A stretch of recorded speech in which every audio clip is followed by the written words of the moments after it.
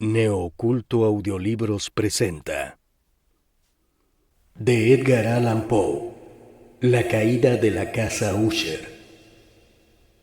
Su corazón es un laúd suspendido.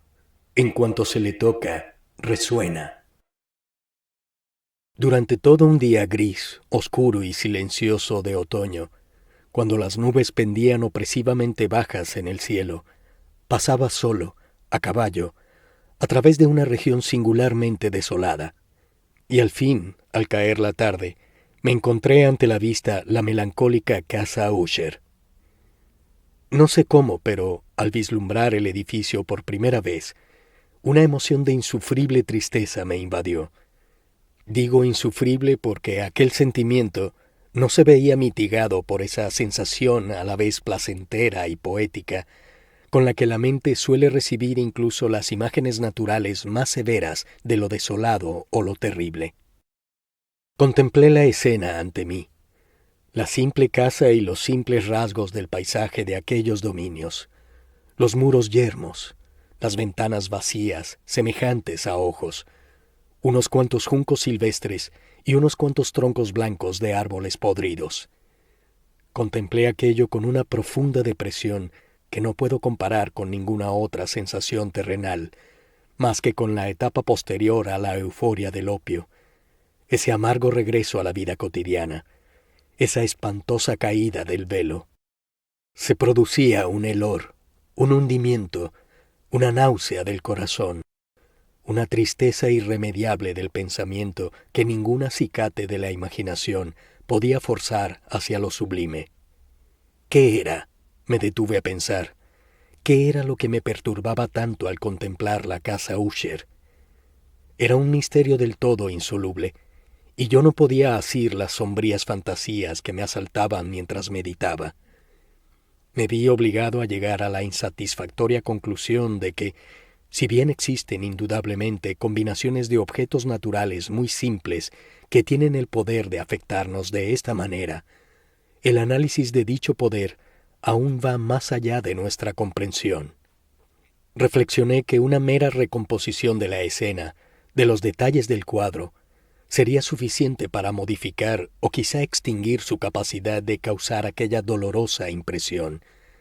Y actuando conforme a esta idea, conduje mi caballo hasta el escarpado borde de un negro y lúgubre estanque que se extendía con sereno lustre junto a la morada, y contemplé, pero con un estremecimiento aún más intenso que antes, las imágenes transformadas e invertidas de la juncia gris, los troncos fantasmales de los árboles y las vacías ventanas semejantes a ojos. Sin embargo, en esta mansión de melancolía me proponía pasar algunas semanas. Su propietario, Roderick Usher, había sido uno de mis mejores amigos en la infancia, pero muchos años habían transcurrido desde nuestro último encuentro. Una carta, no obstante, me había llegado recientemente a una parte remota del país, una carta suya, que, en su tono de tremenda urgencia, no admitía otra cosa que una respuesta personal. El manuscrito evidenciaba una nerviosa agitación. El autor hablaba de una aguda enfermedad física, de un trastorno mental que lo oprimía, y de un ferviente deseo de verme, como su mejor y, de hecho, único amigo, con vistas a intentar, mediante la alegría de mi compañía, aliviar su afección. Fue la manera en que todo esto, y mucho más, fue dicho, la sinceridad evidente de su petición, lo que no dejó espacio a la vacilación, y en consecuencia, obedecí de inmediato lo que aún consideraba una convocatoria muy singular. Aunque de niños habíamos sido íntimos compañeros, en realidad conocía poco a mi amigo. Su reserva siempre había sido excesiva y habitual. Sabía, sin embargo, que su antiquísima familia se había distinguido, desde tiempos inmemoriales, por una peculiar sensibilidad de temperamento manifestada a lo largo de siglos en numerosas obras de elevado arte, y que últimamente se había evidenciado en repetidos actos de generosa pero discreta caridad, así como en una apasionada devoción a las complejidades, quizá incluso más que a las bellezas ortodoxas y fácilmente reconocibles de la ciencia musical. También había descubierto el hecho notable de que el linaje de los Usher, muy venerable como era, no había generado en ningún momento rama duradera alguna. En otras palabras, que toda la familia se encontraba en la línea directa de descendencia, y siempre con variaciones mínimas y temporales, así había permanecido. Mientras repasaba en mis pensamientos la perfecta consonancia del carácter del lugar con el de sus moradores, y mientras especulaba sobre la posible influencia que en el largo transcurso del tiempo uno podría haber ejercido sobre el otro, consideré que quizá fue esta deficiencia de ramas colaterales y la consiguiente transmisión inalterable de padre a hijo del patrimonio junto con el nombre, lo que finalmente había identificado a ambos de tal manera que el título original de la propiedad se fusionó en la pintoresca y equívoca denominación Casa Usher, un nombre que parecía incluir en la mente del campesinado que lo utilizaba tanto a la familia como a la mansión familiar. He dicho que el único efecto de mi experimento, un tanto infantil, de mirar hacia el fondo del estanque, había sido intensificar la primera impresión. No cabe duda de que la conciencia del rápido aumento de mi superstición, pues, ¿por qué no llamarla así?, sirvió principalmente para acelerar dicho aumento en sí mismo. Tal es, como bien sé, la paradójica ley de todos los sentimientos que tienen el terror como base. Y quizás solo por esta razón, cuando volví a alzar la vista hacia la casa, desde su reflejo en el estanque, surgió en mi mente una extraña fantasía. Una fantasía tan ridícula, en verdad, que solo la menciono para mostrar la vívida fuerza de las sensaciones que me abrumaban. Había excitado tanto mi imaginación que llegué a creer que alrededor de toda la mansión y sus dominios flotaba una atmósfera peculiar, propia de ellos y de sus inmediaciones. Una atmósfera que no tenía ninguna afinidad con el aire del cielo, sino que emanaba de los árboles podridos y del muro gris y del silencioso estanque, un pestilente y místico vapor, opaco, pesado, apenas perceptible y de plomizo matiz. Sacudiendo de mi espíritu lo que debió haber sido un sueño, examiné con mayor detenimiento el aspecto real del edificio. Su característica principal parecía ser la de una antigüedad excesiva. La decoloración de siglos había sido grande. Minúsculos hongos cubrían todo el exterior, colgando de los aleros en una fina y enmarañada red. Sin embargo, no había deterioros extraordinarios. Ninguna parte de la mampostería se había derrumbado, y parecía haber una incongruencia sorprendente entre la perfecta unión de sus partes y el estado ruinoso de las piedras individuales. En esto había mucho que me recordaba a la engañosa integridad de los viejos acabados de madera que se han podrido durante largos años en alguna bóveda olvidada, sin ser perturbados por la brisa exterior. Más allá de esta señal de extensa decadencia, sin embargo, la estructura no mostraba signos de inestabilidad. Quizás el ojo de un minucioso observador podría haber descubierto una fisura apenas perceptible que, extendiéndose desde el tejado por la parte frontal del edificio, descendía por la pared en zigzag hasta perderse en las desapacibles aguas del estanque. Dándome cuenta de estas cosas, cabalgué por una corta calzada hasta la casa. Un sirviente tomó mi caballo y entré por el arco gótico del vestíbulo. Un criado, de paso sigiloso, me condujo en silencio a través de numerosos pasadizos oscuros e intrincados hasta el estudio de su amo. Mucho de lo que encontré en el camino contribuyó, no sé cómo, a intensificar las vagas sensaciones de las que ya he hablado. Mientras que los objetos que me rodeaban, las molduras de los techos, los sombríos tapices de las paredes, la negrura azabache de los suelos y los fantasmagóricos trofeos heráldicos que tintineaban a mi paso, eran algo, o algo semejante, a lo que me había acostumbrado desde mi infancia. Aunque no dudé en reconocer lo familiar que me resultaba todo aquello, aún así me asombraba descubrir cuán extrañas eran las ideas que esas imágenes ordinarias me suscitaban. En una de las escaleras me encontré con el médico de la familia. Su semblante, me pareció, Reflejaba una mezcla de taimada astucia y perplejidad. Me saludó con aprehensión y siguió su camino. El criado abrió una puerta de par en par y me condujo ante la presencia de su amo. La habitación en la que me encontraba era muy grande y alta. Las ventanas eran largas, estrechas y ojivales, y estaban tan alejadas del suelo de roble negro que resultaban completamente inaccesibles desde dentro. Débiles destellos de luz carmesí se filtraban a través de los cristales enrejados y servían para distinguir con suficiente claridad los objetos más prominentes del entorno. Sin embargo, la vista se esforzaba en vano por alcanzar los rincones más alejados de la estancia o los recovecos del techo abovedado y calado. Oscuras cortinas colgaban de las paredes. El mobiliario, en general, era abundante, incómodo, antiguo y raído. Muchos libros e instrumentos musicales yacían esparcidos por doquier, pero no lograban infundir vitalidad alguna a la escena. Sentí que respiraba una atmósfera de pesar. Un aire de profunda, severa e irremediable melancolía lo envolvía todo.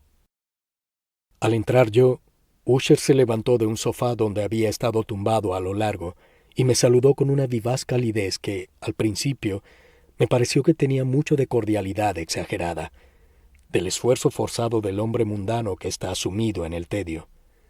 Sin embargo, una mirada a su rostro me convenció de su absoluta sinceridad. Nos sentamos y durante unos instantes, mientras él guardaba silencio, lo contemplé con una mezcla de lástima y asombro. Sin duda ningún hombre había cambiado jamás de forma tan drástica en tan poco tiempo como Roderick Usher. Me costó aceptar que aquel ser pálido que tenía ante mí fuera el compañero de mi infancia. Aún así, el carácter de su rostro siempre había sido singular. Una tez cadavérica, unos ojos grandes, líquidos y luminosos más allá de toda comparación, labios finos y muy pálidos, pero de una curva extraordinariamente bella, una nariz de delicada forma hebrea, pero con una anchura de fosas nasales inusual en formaciones similares, un mentón finamente moldeado que denotaba en su falta de prominencia una falta de energía moral, un cabello de mayor suavidad y finura que una telaraña. Estos rasgos, con una expansión desmesurada sobre las sienes, conformaban un aspecto difícil de olvidar. Y ahora, en la mera exageración del carácter predominante de estos rasgos y de la expresión que solían transmitir, había tal transformación que no estaba seguro de con quién estaba hablando. La palidez ahora espantosa de la piel y el brillo ahora milagroso de los ojos, sobre todo, me asombraban e incluso me sobrecogían. El cabello sedoso también había crecido sin control, y como, con su textura salvaje y vaporosa, flotaba en lugar de caer sobre el rostro, no podía, ni siquiera esforzándome, relacionar su expresión arabesca con ninguna idea de simple humanidad. En la actitud de mi amigo me impactó de inmediato una incoherencia, una inconsistencia, y pronto descubrí que esto provenía de una serie de luchas débiles e inútiles para superar una aprehensión habitual, una excesiva agitación nerviosa. De hecho, me había preparado para algo de esta naturaleza, tanto por su carta como por las reminiscencias de ciertos rasgos de su niñez, y por las conclusiones que había deducido a partir de su peculiar constitución física y temperamento. Su comportamiento era alternativamente vivaz y hosco. Su voz variaba rápidamente desde una indecisión temblorosa, cuando su energía vital parecía totalmente ausente, hasta esa especie de concisión enérgica, esa enunciación abrupta, pesada, pausada y hueca, esa pronunciación gutural, plomiza, equilibrada y perfectamente modulada, que puede observarse en el borracho perdido o en el irrecuperable consumidor de opio durante sus períodos de mayor excitación. Fue así como habló del objeto de mi visita, de su ferviente deseo de verme y del consuelo que esperaba que yo le brindara. Se explayó, con cierto detalle, sobre lo que él consideraba la naturaleza de su dolencia. Era, dijo, un mal constitucional y familiar, para el cual deseaba encontrar remedio desesperadamente.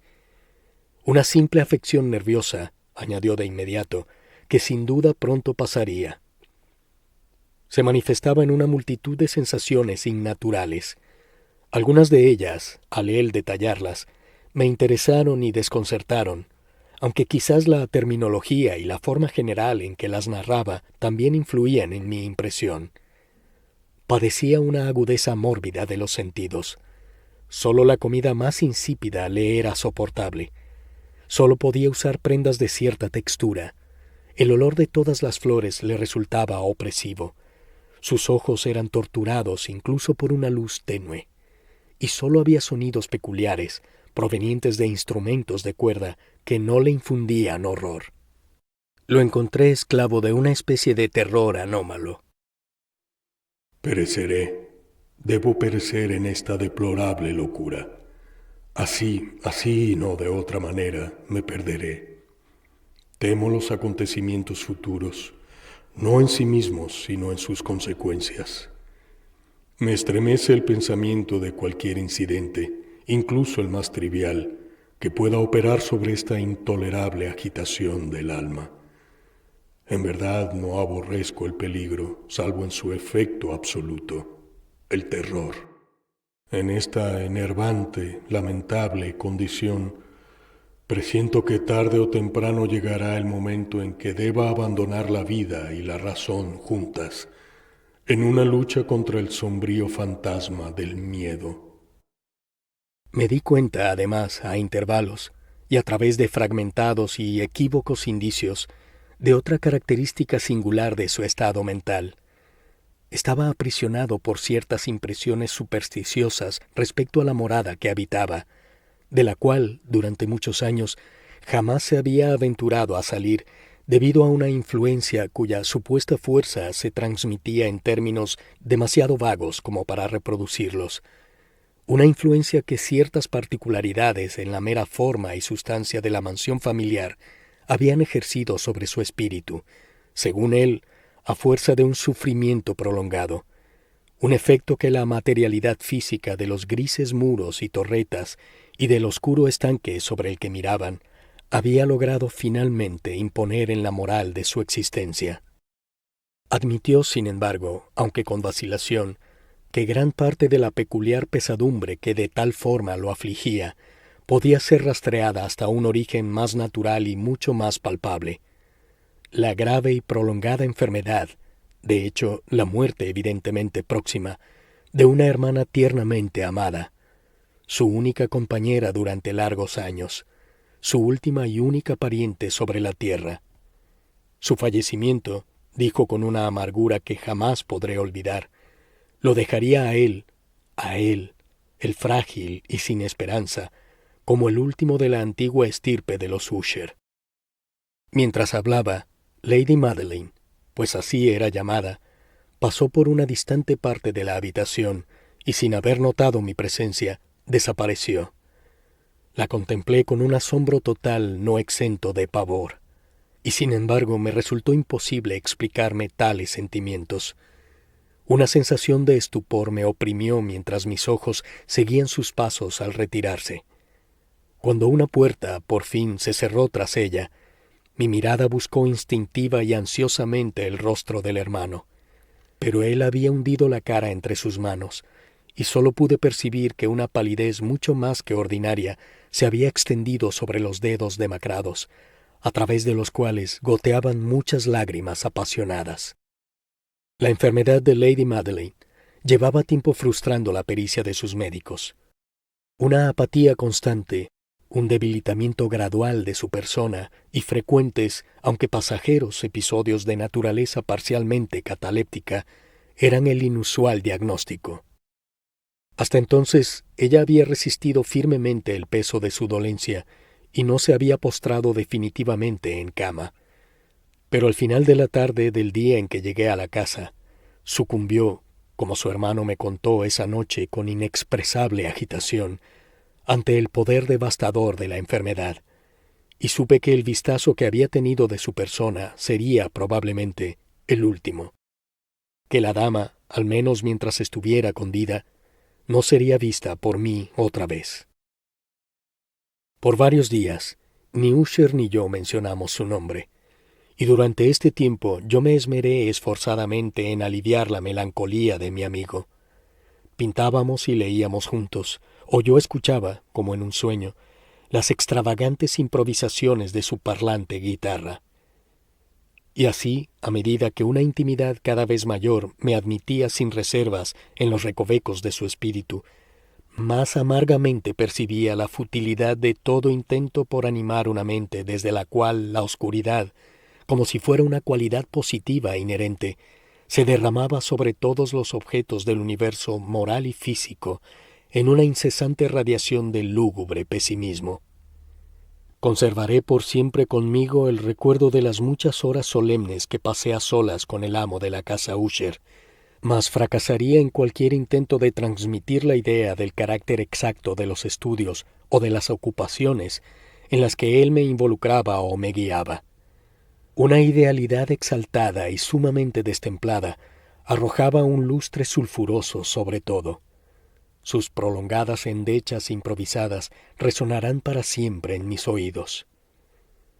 Entre otras cosas, retengo dolorosamente en mi mente cierta singular perversión y amplificación del turbulento aire del último vals de von Weber, de las pinturas sobre las que su elaborada imaginación rumiaba y que crecían pincelada a pincelada hasta alcanzar una vaguedad que me estremecía tanto más intensamente por no saber por qué me estremecía.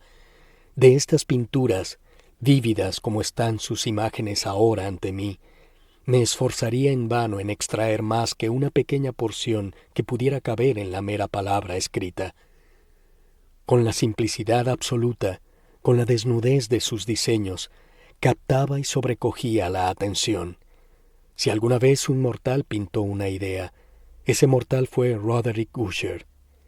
Para mí, al menos, en las circunstancias que entonces me rodeaban, surgía de las puras abstracciones que el hipocondríaco lograba plasmar en sus lienzos una intensidad de intolerable pavor, del cual ni una sombra sentí jamás, aun ante la contemplación de los ensueños ciertamente brillantes, pero demasiado concretos, de Fuseli. Una de las fantasmagóricas concepciones de mi amigo, que no pertenecía tan rígidamente a la abstracción, puede ser esbozada, aunque débilmente, con palabras. En un cuadro pequeño mostraba el interior de una bóveda o túnel inmensamente largo y rectangular, con paredes bajas, lisas, blancas y sin interrupción ni ornamentos. Ciertos elementos accesorios del diseño servían bien para transmitir la idea de que esta excavación se encontraba a una profundidad extrema bajo la superficie de la tierra. Ninguna salida se observaba en parte alguna de su vasta extensión, ni se distinguía antorcha ni otra fuente artificial de luz. Sin embargo, un torrente de intensos rayos se extendía por todo el lugar, bañándolo por completo en un esplendor fantasmal e inapropiado. Hablé de esa condición mórbida del nervio auditivo que hacía que toda la música fuera intolerable para el enfermo, con excepción de ciertos efectos de los instrumentos de cuerda. Fueron quizás los estrechos límites a los que él, por tanto, se confinaba en la guitarra, lo que dio origen, en gran medida, al carácter fantástico de sus interpretaciones. Pero la ferviente facilidad de sus improvisaciones no podía explicarse así. Debieron ser, y de hecho lo fueron, el resultado de esa intensa concentración mental a la que aludí previamente, como observable sólo en momentos particulares de la más alta excitación artificial, tanto en las notas como en las palabras de sus desenfrenadas fantasías, pues no era raro que se acompañara de improvisaciones verbales rimadas. Recuerdo fácilmente la letra de una de estas rapsodias. Tal vez me impresionó con mayor fuerza cuando la interpretó porque, en la corriente subyacente o mística de su significado, me pareció percibir, y por primera vez, una plena conciencia por parte de Usher del tambaleo de su excelsa razón en su trono. Los versos, que se titulaban El Palacio Encantado, decían de manera muy aproximada, si no exacta, así: En el más verde de nuestros valles, por buenos ángeles habitado, una vez un bello y majestuoso palacio, radiante palacio, alzó su cabeza. En el dominio del monarca pensamiento, allí se erigió. Jamás serafín desplegó su ala sobre edificio la mitad de bello. Banderas amarillas, gloriosas, doradas, sobre su techo fluían y ondeaban. Todo esto fue antaño, hace mucho tiempo, y cada suave brisa que jugueteaba en aquel dulce día, a lo largo de las murallas emplumadas y pálidas, un alado aroma se desvanecía. Los errantes en aquel valle feliz, a través de 2 ventanas luminosas veían a espíritus moverse musicalmente, bajo la ley bien afinada de un laúd, alrededor de un trono donde sentado, por Filogéneta, con una pompa acorde a su gloria, el señor del reino era visible. Y todo con perlas y rubíes resplandeciendo, estaba la bella puerta del palacio, a través de la cual vino fluyendo, fluyendo, fluyendo, y brillando sin cesar, una tropa de ecos cuyo dulce deber no era sino cantar, con voces de hermosura sin par, el ingenio y la sabiduría de su rey. Pero cosas malignas en ropajes de tristeza asaltaron la majestad del monarca. Ah, lloremos, pues jamás el mañana amanecerá para él desolado. Y alrededor de su morada la gloria, que se ruborizó y floreció, no es más que una historia débilmente recordada del tiempo antiguo sepultado. Y los viajeros ahora dentro de aquel valle, a través de las ventanas iluminadas de rojo, ven vastas formas que se mueven fantásticamente al compás de una melodía discordante, mientras que, como un rápido río espantoso, a través de la pálida puerta, una horrible horda se precipita para siempre y ríe, pero no sonríe más. Recuerdo bien que las sugerencias que surgieron de esta balada nos llevaron a una serie de reflexiones en las que se manifestó una opinión de Usher que menciono no tanto por su novedad, pues otros hombres han pensado lo mismo, como por la pertinacia con la que la sostenía. Esta opinión, en su forma general, era sobre la sensibilidad de todos los vegetales. Pero en su trastornada fantasía, la idea había asumido un carácter más audaz e incursionaba, bajo ciertas condiciones, en el reino de lo inorgánico.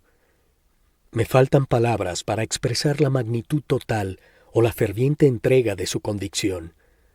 La creencia, sin embargo, estaba relacionada, como ya he insinuado, con las grises piedras de la casa de sus ancestros. Las condiciones de esa sensibilidad se habían cumplido allí, imaginaba él, en el método de colocación de esas piedras, en el orden de su disposición, así como en el de los muchos hongos que las cubrían y de los árboles carcomidos que las rodeaban, y, sobre todo, en la larga perduración inalterada de este arreglo y en su reduplicación en las aguas quietas del estanque. La evidencia de esta sensibilidad se podía ver, decía él, y aquí me sobresalté al oírlo, en la condensación gradual, aunque certera, de una atmósfera propia alrededor de las aguas y los muros. El resultado era perceptible, añadió, en esa influencia silenciosa pero apremiante y terrible, que durante siglos había moldeado los destinos de su familia y que lo había convertido en lo que yo ahora veía, en lo que él era. Tales opiniones no necesitan comentario, y no haré ninguno.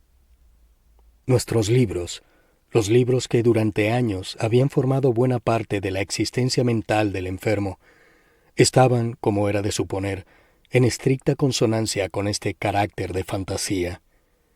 Nos inclinamos juntos sobre obras como el Ververe Chartres de Gresset, el Belfegor de Maquiavelo, el Cielo y el Infierno de Swedenborg, el Viaje subterráneo de Nicholas Klim de Holberg, la Quiromancia de Robert Fludd, Jean d'Andaginé y de la Chambre, el Viaje a la distancia azul de Tieck y La ciudad del sol de Campanella. Un volumen favorito era una pequeña edición en octavo del Directorium Inquisitorum del dominico Eimeric de Girone, y había pasajes en Pomponio Mela sobre los antiguos sátiros africanos y egipanes, sobre los cuales Usher se sentaba a soñar durante horas. Su principal deleite, sin embargo, se encontraba en la lectura de un libro en cuarto gótico extremadamente raro y curioso, el manual de una iglesia olvidada, el Vigiliae Mortuorum Secundum Chorum Ecclesiae Maguntine, o las vigilias por los muertos según el coro de la iglesia de Maguncia. No pude evitar pensar en el extravagante ritual de esta obra y en su probable influencia sobre el hipocondríaco, cuando, una tarde, habiéndome informado abruptamente que Lady Madeline ya no existía, él declaró su intención de conservar su cadáver durante una quincena, antes de su entierro definitivo, en una de las numerosas bóvedas dentro de las murallas principales del edificio. La razón mundana, sin embargo, que se adujo para este singular procedimiento, era una que no me sentí con libertad de disputar. El hermano había llegado a esta resolución, así me dijo, por la consideración del carácter inusual de la enfermedad de la difunta, de ciertas preguntas inoportunas y ansiosas por parte de sus médicos, y de la situación remota y expuesta del cementerio familiar.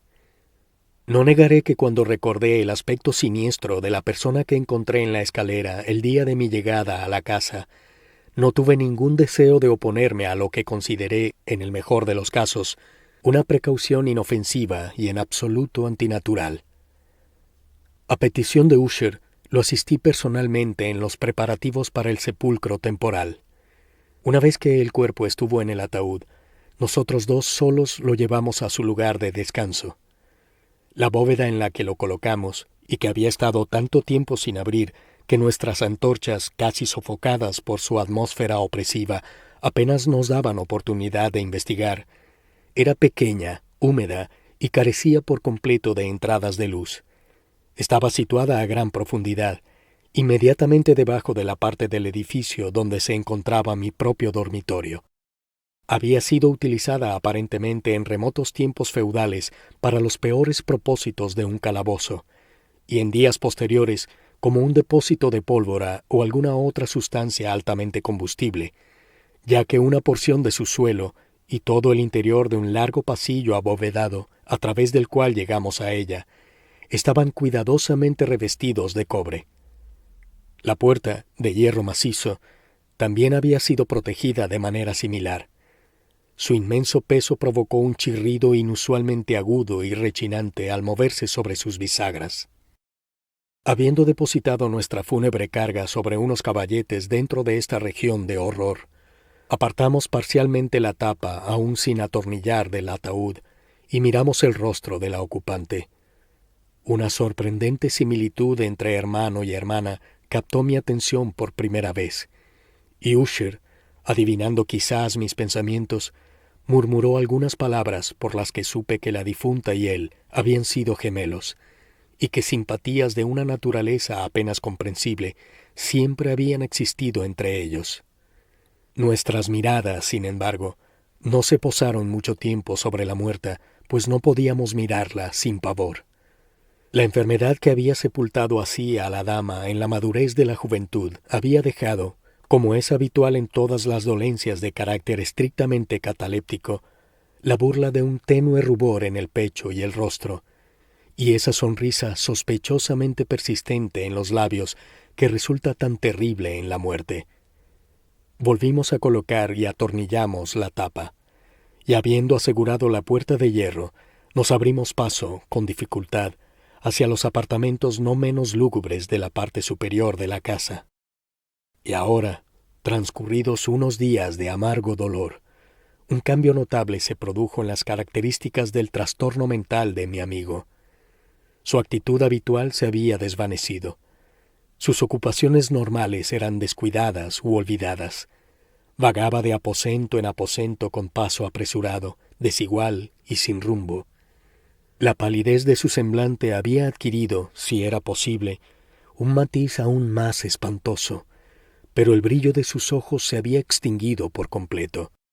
La ocasional ronquera de su tono ya no se escuchaba, y un tembloroso gorjeo, como de terror extremo, caracterizaba habitualmente su modo de expresarse. Hubo momentos, de hecho, en que pensé que su mente incesantemente agitada estaba lidiando con algún secreto opresivo y que luchaba por encontrar el coraje necesario para revelarlo. A veces, de nuevo, me veía obligado a atribuirlo todo a los meros caprichos inexplicables de la locura, pues lo veía contemplar el vacío durante largas horas, en una actitud de profunda atención, como si estuviera escuchando algún sonido imaginario. No era de extrañar que su estado me aterrorizara, que me contagiara. Sentí que se arrastraban sobre mí, lenta pero inevitablemente, las insensatas influencias de sus propias fantásticas, aunque impactantes, supersticiones. Fue al retirarme a la cama en la noche del 7º u 8º día, después de colocar a Lady Madeline en el calabozo, cuando experimenté de manera especial la fuerza total de tales sentimientos. El sueño no se acercó a mi lecho, mientras las horas pasaban y se desvanecían. Luché por racionalizar el nerviosismo que me dominaba. Me esforcé en creer que gran parte, si no todo lo que sentía, se debía a la influencia desconcertante del lúgubre mobiliario de la habitación, de los cortinajes oscuros y harapientos que, torturados por el aliento de una tormenta creciente, se balanceaban irregularmente de un lado a otro sobre las paredes y siseaban inquietamente alrededor de los adornos de la cama, produciendo pequeños ruidos. Pero mis esfuerzos fueron inútiles. Un temblor irrefrenable invadió gradualmente mi cuerpo, y por fin se posó sobre mi propio corazón un íncubo, una alarma carente totalmente de causa. Luchando y jadeando para sacudirme esto, me incorporé sobre las almohadas y mirando atentamente en la intensa oscuridad de la habitación, escuché, no sé por qué, salvo que un espíritu instintivo me impulsó, ciertos sonidos bajos e indefinidos que llegaban a largos intervalos entre las pausas de la tormenta, no sé de dónde.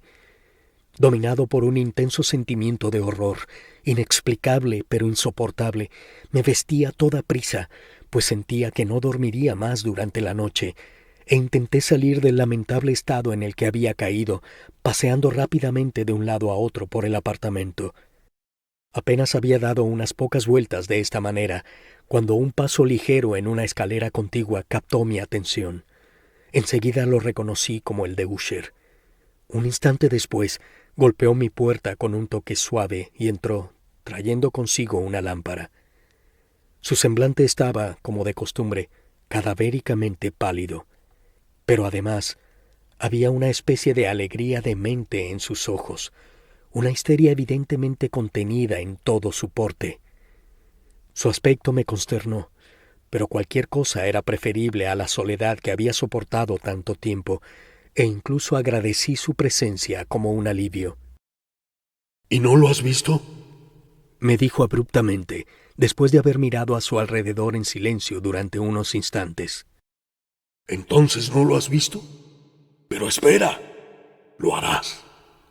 Diciendo esto, y habiendo cubierto cuidadosamente su lámpara, se apresuró hacia una de las ventanas y la abrió de par en par a la tormenta. La furia impetuosa de la ráfaga que entró casi nos levantó del suelo. Era en verdad una noche tempestuosa, mas severamente bella, y de una singularidad salvaje tanto en su terror como en su hermosura. Al parecer un torbellino había concentrado su fuerza en las cercanías, pues había frecuentes y violentas alteraciones en la dirección del viento, y la extrema densidad de las nubes, que colgaban tan bajas que parecían presionar sobre las torretas de la casa, no impedía que percibiéramos la velocidad vital con la que volaban desbocadas, chocando unas contra otras desde todos los puntos sin desvanecerse en la distancia. Digo que ni siquiera su extrema densidad nos impidió percibir esto. Sin embargo, no vislumbrábamos la luna ni las estrellas, ni hubo ningún destello de relámpagos. Pero las superficies inferiores de las enormes masas de vapor agitado, así como todos los objetos terrestres inmediatamente a nuestro alrededor, resplandecían bajo la luz antinatural de una exhalación gaseosa, débilmente luminosa y claramente visible, que se cernía sobre la mansión y la envolvía. «No mirarás esto», le dije a Usher, estremeciéndome, mientras lo apartaba de la ventana con una suave violencia y lo conducía a un asiento. «Estas visiones que te desconciertan Son meros fenómenos eléctricos no infrecuentes, o puede que tengan su espantoso origen en el fétido miasma del estanque. Cerremos esta ventana. El aire es frío y peligroso para tu cuerpo. Aquí está uno de tus romances favoritos. Yo leeré y tú escucharás, y así pasaremos juntos esta noche terrible. El volumen antiguo que yo había tomado era El encuentro insensato, de Sir Launcelot Canning, pero lo había calificado de libro favorito de Usher más como triste broma que en serio, pues en verdad hay poco en su tosca y poco imaginativa prolijidad que pudiera haber interesado a la elevada y espiritual idealidad de mi amigo. Era, sin embargo, el único libro que tenía a mano, y me permití la vaga esperanza de que la excitación que ahora agitaba al hipocondríaco pudiera encontrar alivio, pues la historia del trastorno mental está llena de anomalías similares, incluso en lo extremo de la estupidez que yo leería. De hecho, si hubiera podido juzgar por el desenfrenado y sobrecargado aire de vivacidad con el que él escuchaba, o aparentemente escuchaba, las palabras del cuento, bien podría haberme felicitado por el éxito de mi plan. Había llegado a aquella conocida porción de la historia donde Ethelred, el héroe del encuentro, tras haber buscado en vano una entrada pacífica a la morada del ermitaño, procede a intentar el ingreso por la fuerza.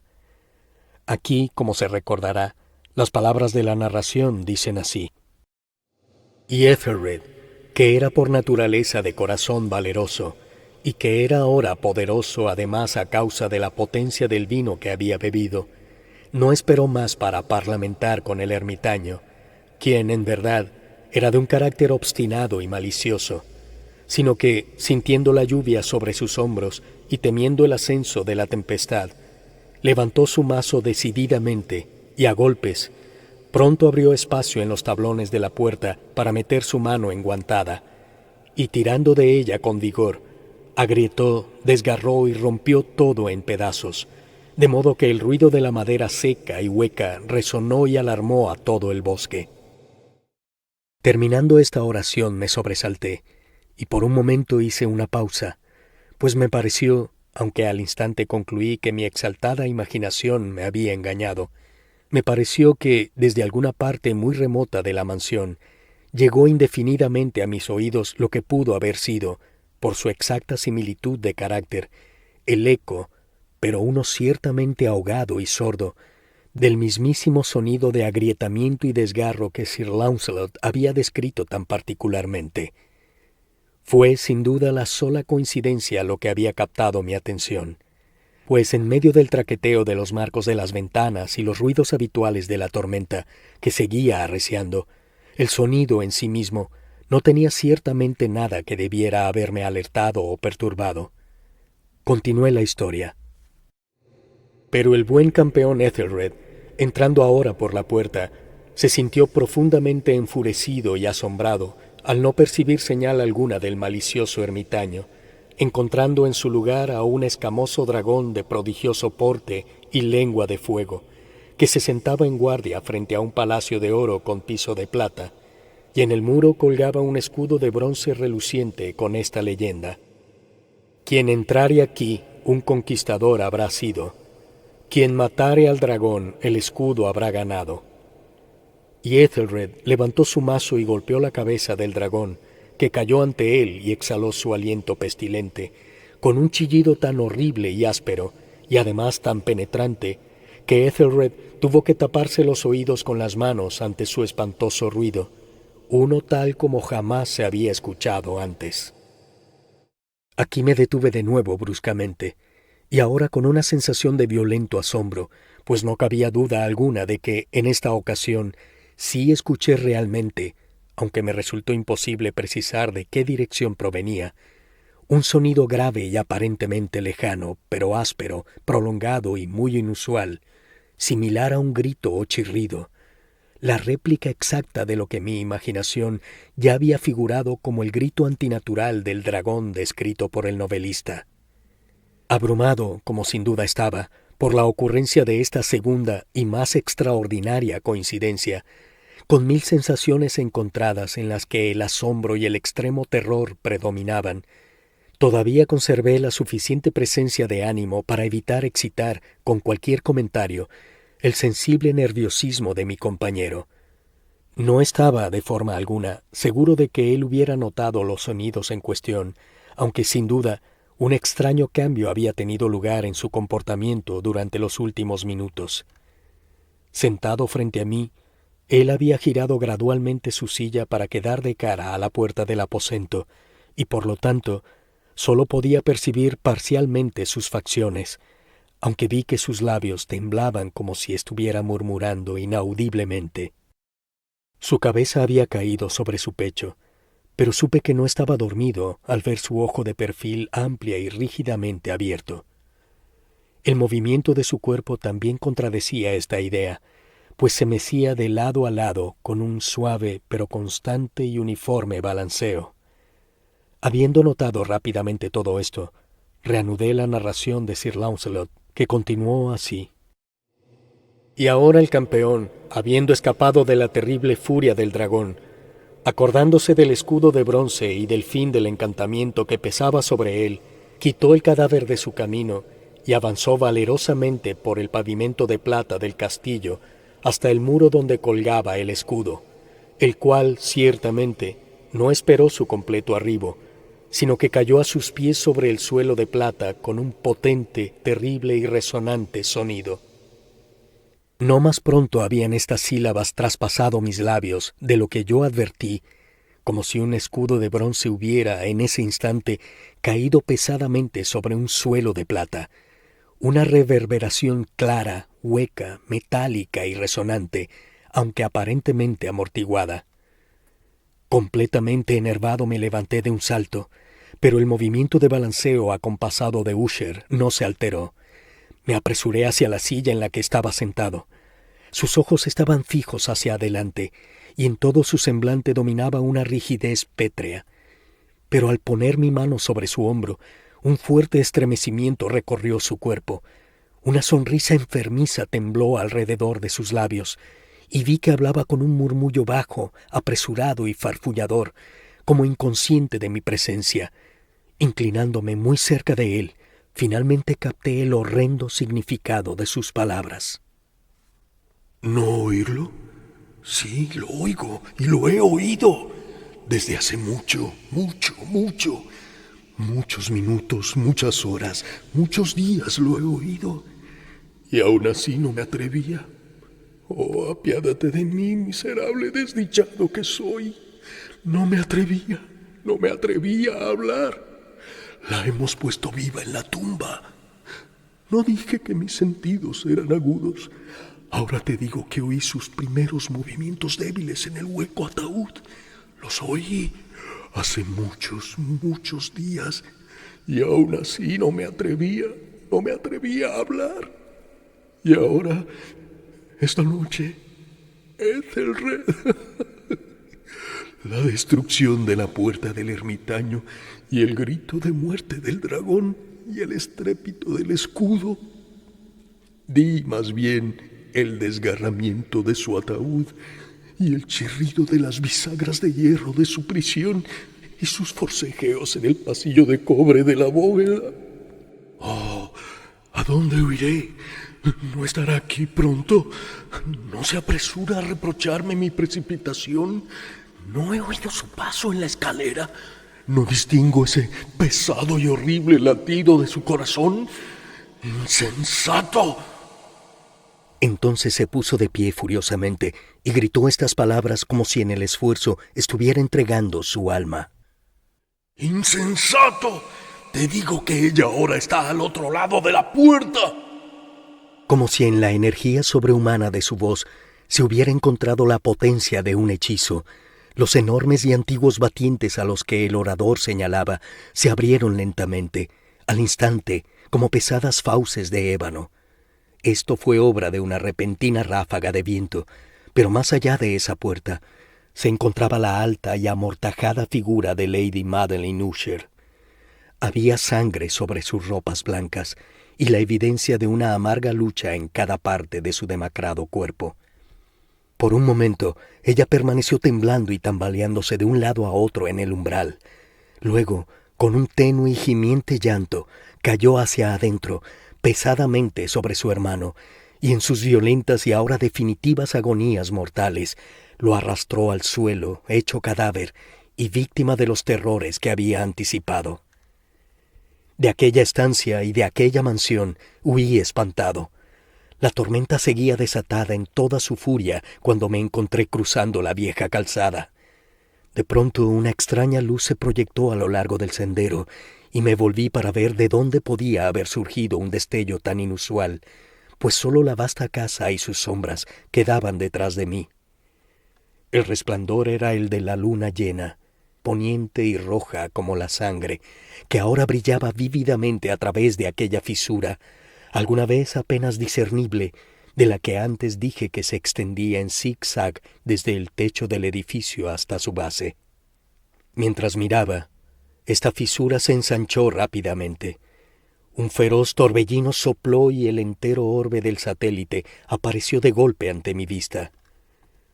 Mi cerebro se devanó al ver los poderosos muros precipitarse en pedazos. Hubo un largo y tumultuoso clamor, como la voz de 1000 torrentes, y el profundo y viscoso estanque a mis pies se cerró lenta y silenciosamente sobre los restos de la casa Usher.